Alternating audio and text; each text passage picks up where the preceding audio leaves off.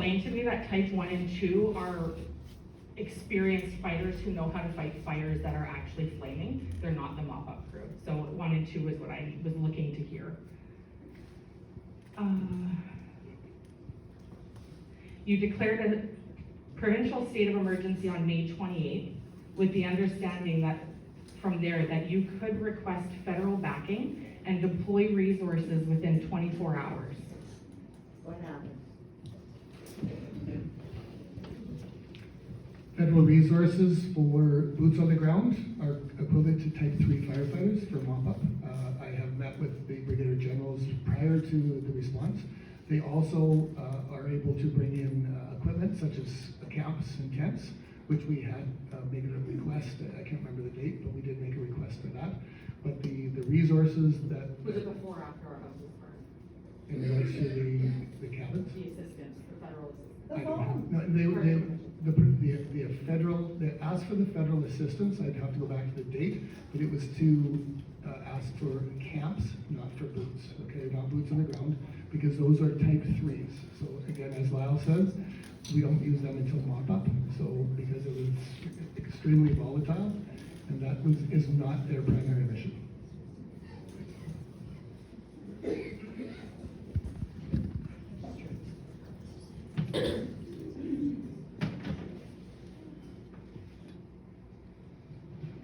Do you as the SPSA feel that you were the ones making the decision along the way here? Did you feel like you were supported provincially, federally, that you were providing us with the resources that our crews needed in order for you to do your job?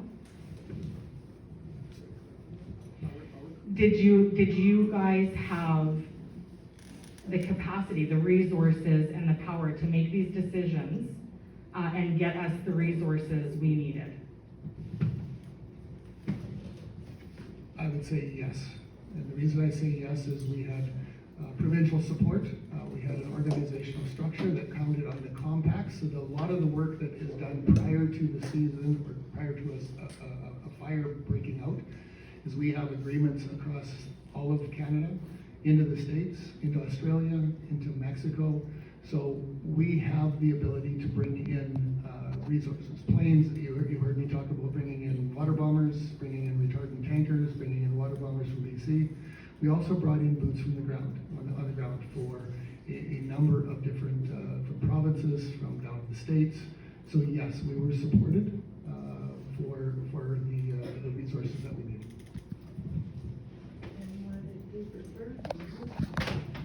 So the reason that was important is because we either have to deal with the SPSA to get accountability for what has happened, which they just took accountability for. So the SPSA on video today just stated that they had everything they needed from the government to offer us the assistance that we needed. And it didn't happen. Correct. They had support. Rhonda, yes please. Hi, my name is Rhonda Rebicki. I lost a home for 26 years in Denarby. So what I came here today for some answers, and so basically, and correct me if I'm wrong, but so basically you're saying you couldn't hire more experienced people, like so you kind of take who you get. And so someone like me and many others in here who have lost homes, what do you say to us with that? Like what do you say to somebody like me? Like, sorry, you couldn't hire better people? Like, what can you say to somebody like us here right now, today?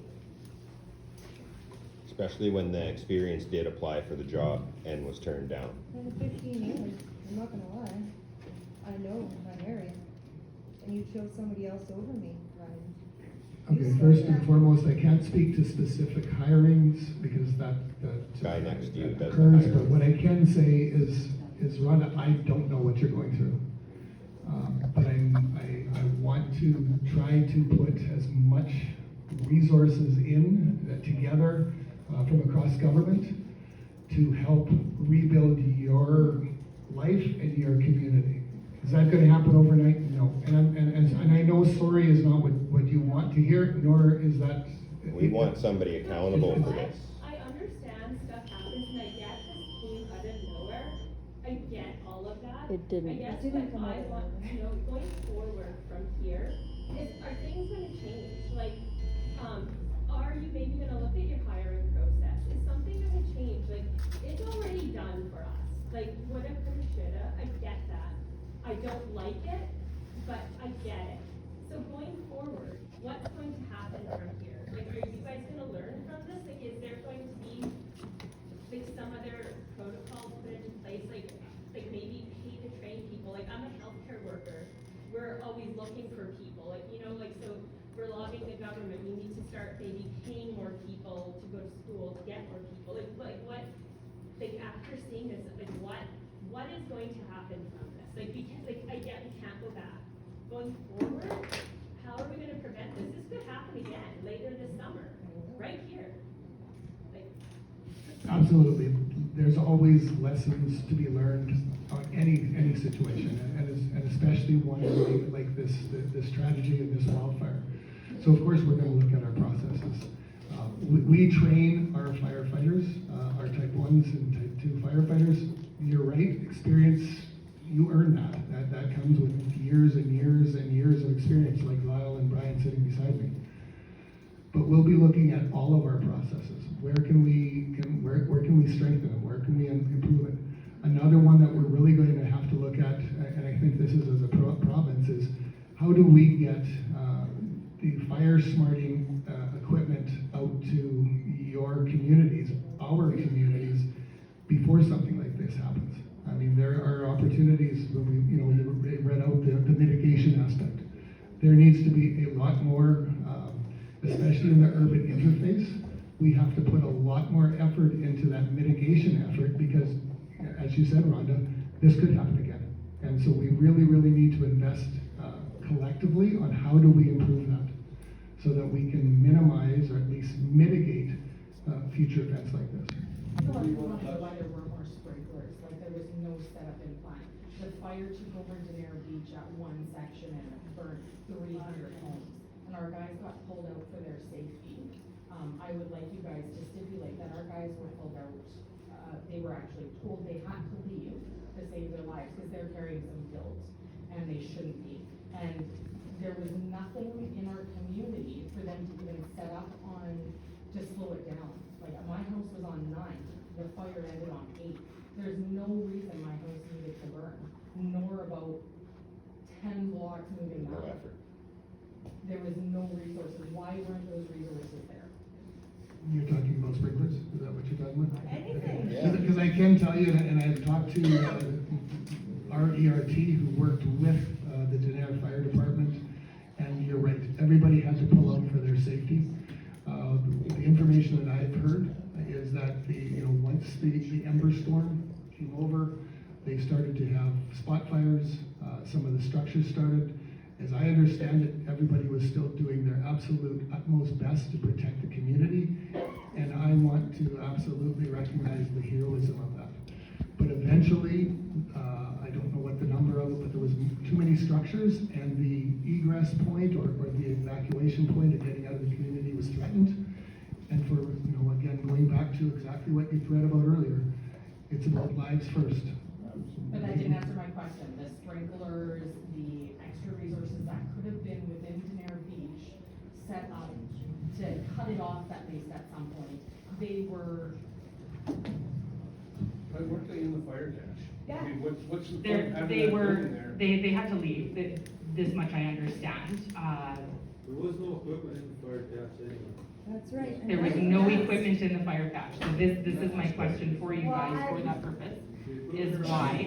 You guys want straight answers? Yeah. ask it. Absolutely we do, No. and Why I just, wasn't it before we go into that, I would like you to explain what a category 6 fire is, so everybody has the same understanding of what we were dealing with. Just goes over the top of the trees.